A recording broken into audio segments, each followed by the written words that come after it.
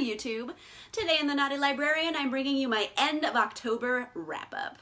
In the second half of October, I managed to read an additional 6 books. I feel pretty proud of that. And they were all kind of genuinely spooky, paranormal books, which were perfect for Halloween, because I have just been wanting spooky horror books lately. Like, I just want them. And maybe it's the season, or maybe it's just me and the darkness of my soul. I'm not sure which it is. Probably a combination thereof, but whatever. I've been wanting to read some spooky books, so I read 6 of those. Let's get into it. First category is complicated heroines, and I read 2 books featuring those. I read Darkdawn by Jay Kristoff. This is book 3, the end of the Nevernight Chronicle series. It's the big bloody finale. So it's kind of hard to talk about the plot in general because this is the last book of a series. So basic gist is that you're following Mia Corvere, who is on a mission of bloody revenge against the people who killed her family, and she goes to assassin school and learns to be an assassin. Oh, and did I forget to mention that there's also like shadow demons, and they like Mia. So she has a Mr. Kindly, which is a little shadow demon cat that's always been with her, and then she has another little demon that hangs out with her named Eclipse, and it's like a wolf. So there's like shadow demons. There's this really interesting mythological world. Like, the world they live on is the body of a fallen god. Like, the land they live on. Like, they say some people live in the ribs because it's literally a body of a fallen god. So fantasy world building goals, honestly. Like, it's a great world they built. Now, Darkdawn. It's a little polarizing. I've seen a lot of people really dissatisfied with it, and then I've seen a lot of people who really loved it. I was wondering how I'm gonna feel about it because I love this series intensely. Like, I've been waiting for it for so long. And in the end, I did give it 5 stars. I loved it. I thought he was really doing some very interesting character work here. And they really got into like this one concept that I really thought was explored in a really dynamic, interesting way and really pulled at my heartstrings. Essentially, this story is kind of about, at the end of everything, you're at the end of the rope, everything's been taken away from you, you're at your very lowest point, this is the end. Who the fuck are you? That's kind of what the question is asking. Like, who is Mia really when it all comes down to it at the end? And she keeps getting kicked in this one, you know, the girl's already down, stop kicking her, essentially.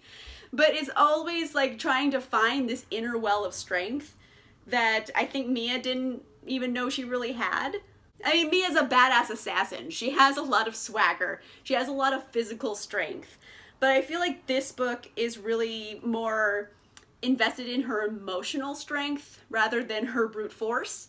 Whereas the other 2 are definitely more brute force stories. Like, the second book is a gladiator book. Like, it's bloody and gory and like action packed. This one is much more moody and kind of melodramatic. So I do see the criticisms that people had of this, and like, they're valid. I see what they're talking about and their points make sense. It just kind of depends on the reader's perspective. Like, for me, I really enjoyed seeing this like emotional depth of the character, because we've gotten hints of that before, but there's always been so much else going on. And now in this one, less is going on in particular, so we're really just getting into emotional development and her strength that's not in her muscles. So I really liked it. I thought it was very interesting. There were some moments in this that I may have like dropped the book and started texting Leanna from Leanna's library, because she had already read this. Just like epileptically texting her, do you believe they killed this character? Like, just freaking out. So there were a few times where I was like, I can't read anymore today. I had to just put this book away. Like, I'm physically hurt by what just happened. So that happens a couple times in it. And yeah, ooh, this one is like really rough. It's a big bloody conclusion and it's gonna pull at your heartstrings, and it's definitely a different feeling book, especially coming off book 2, which is very gladiator story. This one is more like, let's see your emotional strength. So it's moody, It's interesting. I mean, it's still the Nevernight Chronicles. It has all of those things that you want from it, the humor, the sarcasm, the bloody violence. It's got all of that. It's just, I don't know. it's a different feeling book, so it's gonna depend on the reader. That's all I'm gonna say about it, is I really loved it, and I enjoyed it a lot, but there are criticisms to be had, and they're valid. It just depends on whether or not that's gonna bother you. Oh, and one last thing before I'm done reviewing this book. Guess what? Oh my gosh, I have 2 copies. I ended up with 2 copies of this, so I am doing a giveaway for my additional copy because I want someone else to have it. I have 2 signed first editions. Yes, I want to do a giveaway. It'll be on my Instagram, so go follow me on Instagram. I'm at AmandaVenture, and you could possibly win my extra copy. So right after I finished the emotional roller coaster that was Darkdawn, I went directly into Ninth House by Leigh Bardugo, and it was just like, my soul was just black. Oh my gosh. It was just so much like darkness. So I don't recommend reading these 2 books back to back because it was a lot. I felt like Job from Arrested Development. If you've seen that, the newer seasons where he's just depressed and they play that song by Simon and Garfunkel, Hello Darkness, My Old Friend. Like, that was just me. I was just emotionally devastated. I gave this 4.5 stars in the end because it's really good. I mean, it's Leigh Bardugo. It's very different Leigh Bardugo because it's not the Grishaverse. We're not there anymore. This is kind of taking maybe some more elements of the Six of Crows duology and like amping them up past 11. We're going to 13. Like, it is demented at times, frankly. But this is about Yale. It happens at Yale, and it's about secret societies and arcane magic. And, you know, giving a bunch of, like, frat kids magic is probably a bad idea, and shit gets out of hand sometimes. We have the Ninth House. There's 8 secret societies, and then a Ninth House, which is kind of like the wizard cops. They're like, oh, we gotta go and make sure you're not fucking shit up for everybody. So, we follow Alex, aka Galaxy. Her name is Galaxy. And she is a very complicated heroine. She comes to Yale mainly as a recruit because she has the ability to see ghosts. It's a very dangerous magical system here. Like, there's definitely costs involved. Like, chapter 1 of the book, which I never consider a spoiler, like, they're digging around in someone's guts to try to, like, predict stock market changes. Like, they have a guy open on a table with his guts out. Like, it starts off very bloody. So from that setting the tone for the book, you can kind of get an idea of how dark this is. I'll admit that I was kind of cautious going into this book because I had seen a lot of content warnings that it's very dark, and it is very dark. However, just because there is a content warning doesn't mean the content is handled insensitively. So I do want to see how Leigh Bardugo would handle these situations, because I'll just tell you right now, there is several instances of sexual assault in here, and I kind of trust Leigh Bardugo's sense of morality in how she's going to handle things. This character, I'm just going to say, okay, it was Alex. It was Alex who was the girl. She's our main character. That's not really a surprise to anybody right now. But following her, like, story and how this has affected her life and how she hurts from that still and how she's getting over it and how she reacts to things, I felt was handled in a really, I don't know, realistic kind of way. There was a certain sensitivity to this character where you really feel for her. I mean, you should, obviously, but I don't know, I feel like the aftermath of that situation is handled in a relatively sensitive way throughout the story that it kind of makes up for that being so graphic, if that makes any sense. Like I said, Alex, very complicated heroine. She is very much an anti-hero. She's not like a really good person. Like, if you're looking for a character who's genuinely morally gray, Alex is your girl. Like, I say morally gray a lot, but there's degrees of that. There's shades of gray of morally gray, but she is like dead center gray. Like, she's always gonna look out for herself first in general, but like she'll also save people too. So she's kind of an anti-hero. She definitely is able to loosen her morals at times. I feel like basically she has things that are ultimately always evil and things that are ultimately always good. But everything else, it depends on the situation. So I really liked Alex. I felt like she was an interesting character. This is very dark. It is arcane magic, and it is secret society, so it's spooky, and it's like gory, and it does have some content warnings you should be aware of, but other than that, it's really good. It's definitely adult. If you ever see this in the YA section, tell the bookstore to move it. Like, it's not for kids. It's a grown-up book. Very grown-up. Next category is standalone horror stories, and I read 3 of those. I read The Bone Houses by Emily Lloyd Jones. This was not on my TBR list, but then I kind of got in the swing of like reading all of my arcs, because I have so many arcs on my shelf and I like don't read them on time. Then I was just like, let's keep this arc train going. So I decided to read this instead.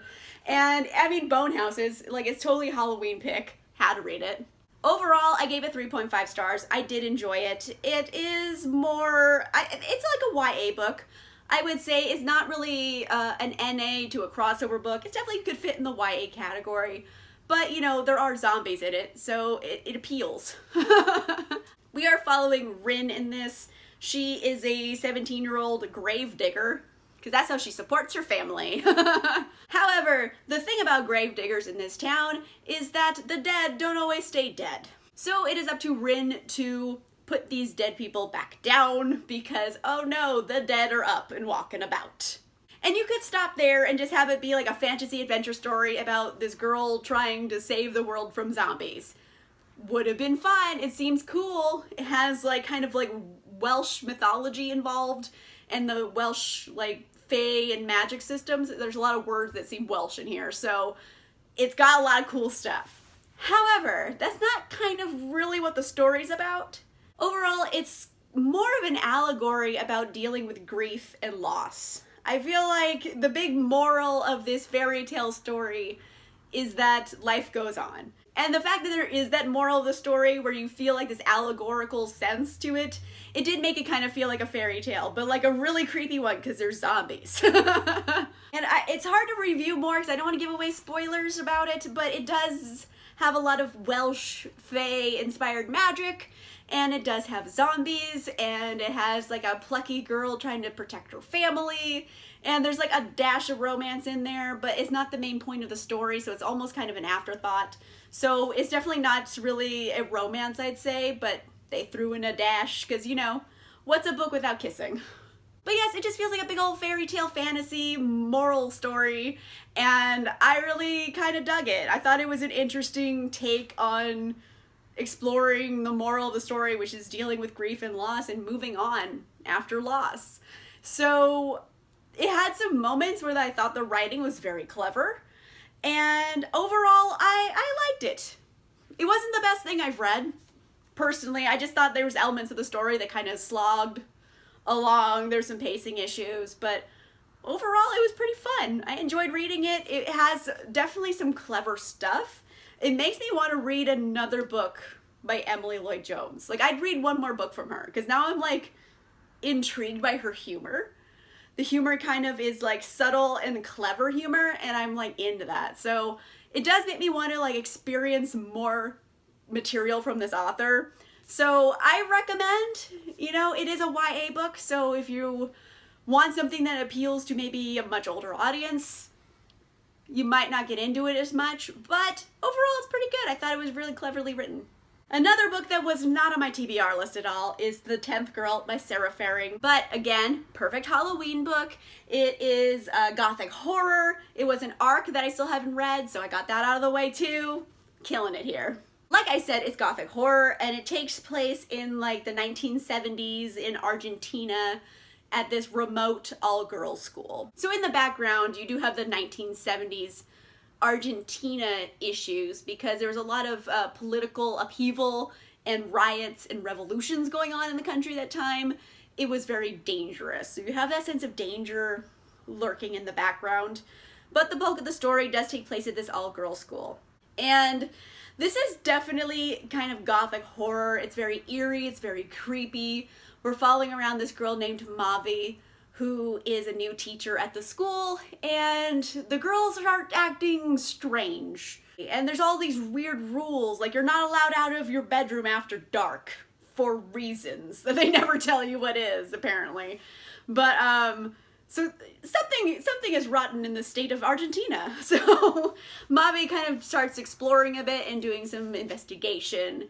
And our other narrator is a boy named Angel. It's basically Angel and Mavi working together. They find out that this house has this history where it was actually built on sacred Indian land.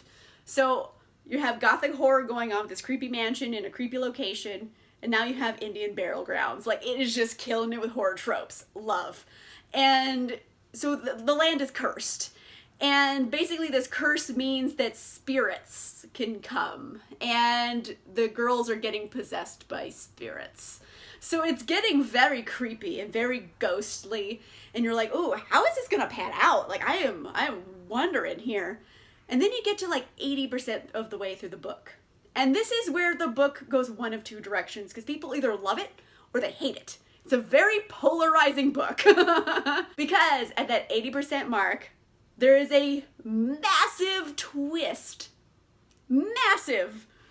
Complete 180. So I think it's just going to depend on the individual reader whether or not you're going to like this twist. Personally, I thought it was genius and I loved it. So I gave this 5 stars, actually. I really genuinely really enjoyed this book. It has a lot of tabs. It's kind of dark and nihilistic, kind of. The writing style is so like spooky. I can't like explain it. Like, she gets to some very dark places in the human soul are explored in this book. And it's also gothic horror, so there are lots of pages where things are very slow and not a lot's going on besides general creepiness, but that's kind of common with gothic horror, so that's either something you like or you don't like. For me, it did get like it was slogging for parts of it, but the writing was so good that like I didn't mind so much that it was slogging. Like, it bothered me, but not enough that I didn't like the book, essentially. It's very well written. And the big thing that makes this polarizing, like I said, is that big twist. So I don't want to give any spoilers because, like I said, it's gothic horror and there's a big twist. And I don't know if something I say will be a spoiler or not. So I'm very nervous about saying a lot about the plot. But it's ghosts, it's gothic horror, it's Argentina. There's a huge twist you're either going to love or you're going to hate. And honestly, this twist, it genuinely comes out of nowhere. It's very abrupt, and you're like, what in the actual fuck? Like, I said that out loud. I was reading this, and I was at my lunch break at work, and I said, what in the actual fuck? Out loud, and everyone thought I had a problem. That's neither here nor there. 10th Girl by Sara Faring, I think is incredibly well written. It is technically YA, but I don't think it's YA. Like, I don't know. I have no idea why this is being marketed as a YA book. YA readers could read this. I'm not saying teens wouldn't find something that appeals to them in this, but it's not written like a YA book. I don't feel like the target audience is young adults. The target audience for this book is like women my own age, I feel. Like, this is for adults. It feels written to adults and for an adult audience. Like, it does not feel like a YA book at all. It's so weird that it is marketed as YA, honestly. This should be in the adult section. But it's very good. It's very creepy. And there's a huge twist. So you're either going to love it or you're going to hate the twist. I can't tell you more. Personally, I thought it was brilliant. I loved it. It's very well written. I loved her prose. I definitely want to read another book by this author. This is her debut, so I'm wondering what comes out next, and I'm totally going to read it. I'm so interested. If you have read this book, did you love it or hate it? Because the people... it's either one or the other. It's very polarizing. So leave me a comment down below. Have you read this? Did you love it or hate it? Back to my TBR list. I read Wilder Girls by Rory Power, and I have been wanting to read this for so long. It was one of my most anticipated books of 2019. I did end up getting the arc of it. It is a signed arc. I was like thrilled, so excited. And I started reading this, and in the end, I was so confused about what star rating to give it. Like, I could not figure it out, so I just gave it 3 because I'm so befuddled by it still. It's so strange because the things that it does well it does really well. But the things that it does poorly, it does it really poorly. So like half the book is really good and half of it's really bad. And I don't know how to feel. I'm so discombobulated about it. It's definitely unique, so it has that going for it. We are following two different perspectives. Mainly we're following Hetty, who is a girl at this, it's like an all-girls school, again, a private all-girls school that's very isolated. And there was this contagion on this little island that it's on called the Tox. And it's gotten into everything, including these girls. And body horror ensues, essentially. It warps your body. Some girls grow scales, or some people grow like a hunched spine, like spine sticking out and stuff, or some people have gills. Like, it fucks you up.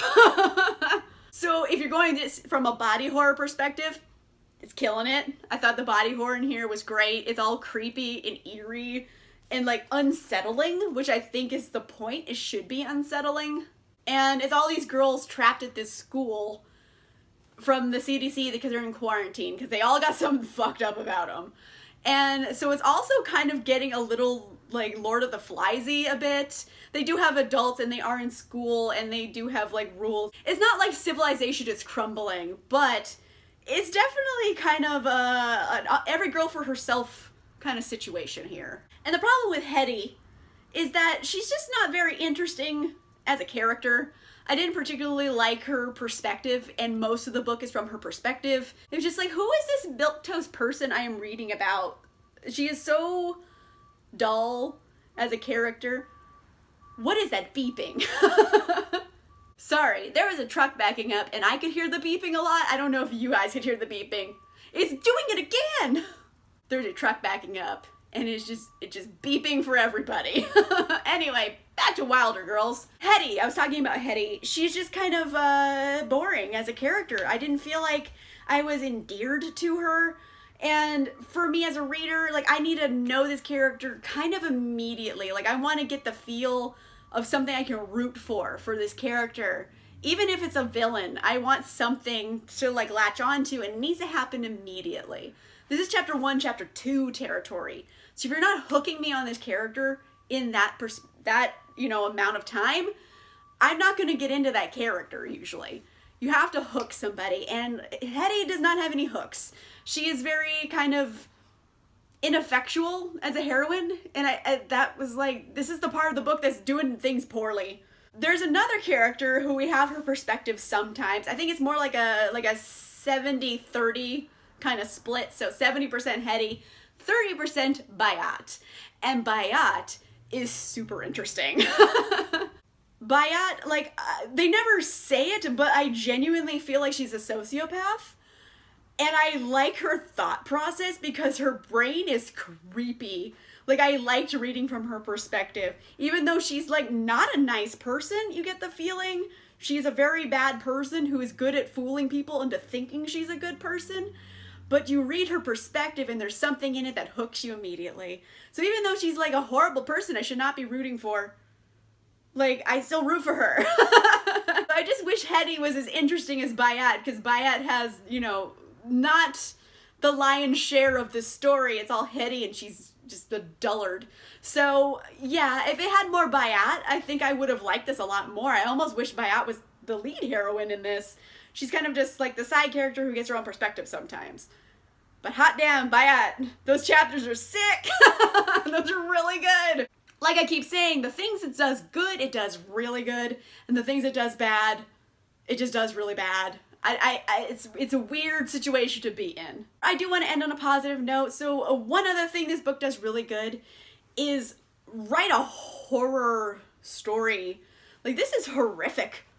The shit that's happening here and the desperation these characters have, and it is genuinely unsettling and creepy and like get your heart rate up. So it does have really good horror elements. The body horror thing, the diseases, like the creepy Bayat chapters, like it does a lot of things very well.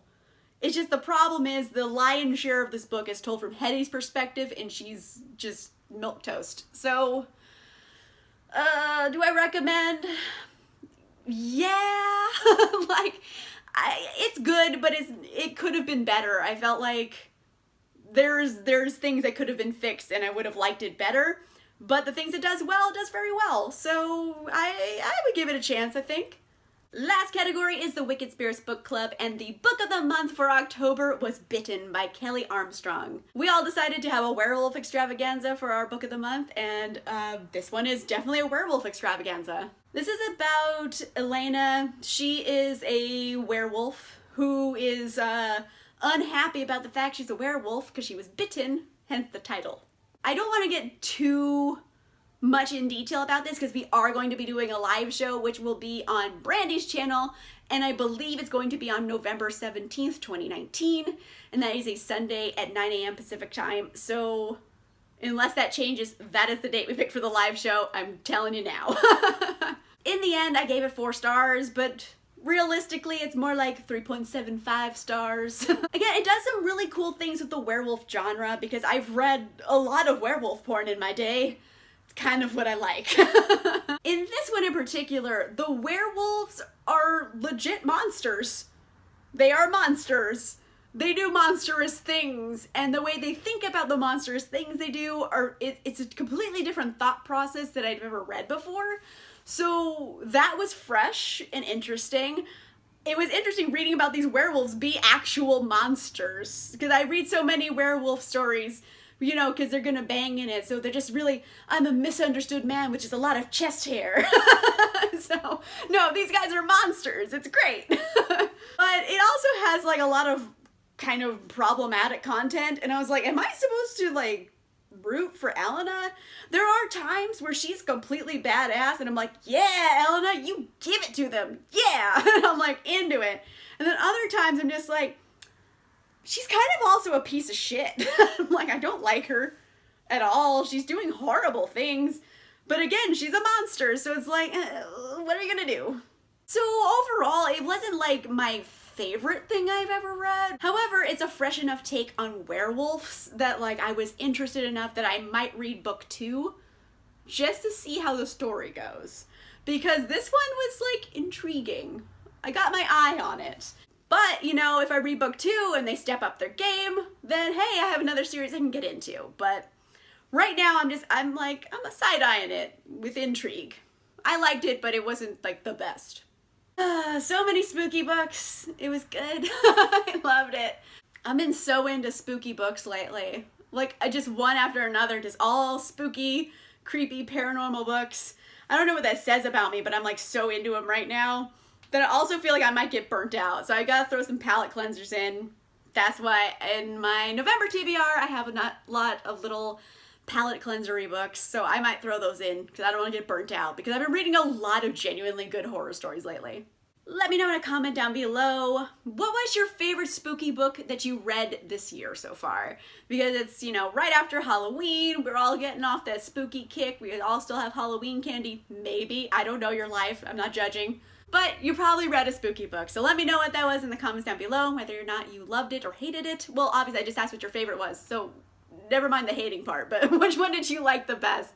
Let me know down below. And also let me know if you've read any of these books and what you thought of them. If you like this video, make sure you give it a like. And if you want to see more videos, make sure you subscribe.